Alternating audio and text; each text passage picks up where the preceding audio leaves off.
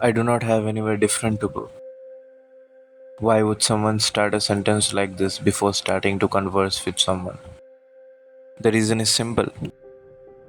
We are made of flesh and bone. Sometimes we forget how to adapt to our surroundings.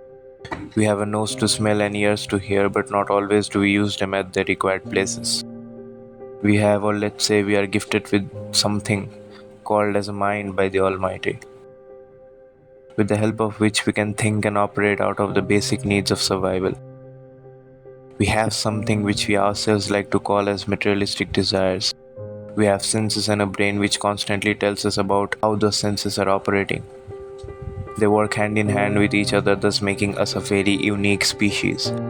A species which is very well equipped to talk about themselves in the name of understanding for betterment.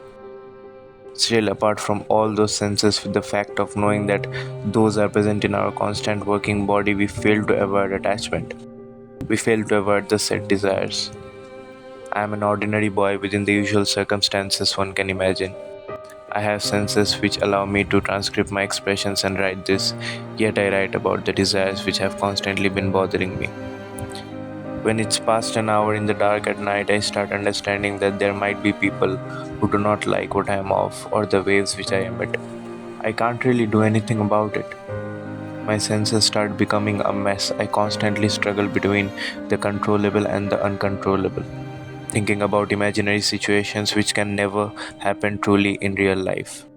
My senses sometimes become so drugged by things between real and real, and that's not the end of it, let me tell you. I sometimes have to fall into situations where I have to sit with people who have great knowledge about books, philosophy, and art. And being there within that circle, within that fake environment, I have to pretend that I am a part of this atmosphere and I can or I am well known of its traits, whereas I don't even have a single clue to adapt myself. I do not care about what those speakers with great glory within them are thinking about me at that moment. All I know is that my senses are jammed, neither can I provide nor can I take in what they have to tell. When I am in my natural habitat, I sit down and think about those sad moments which passed away and I recall what happened and the slides which I don't quite get hold of. Then, when it shouldn't, my senses become active and push me down to all the things which went wrong for it.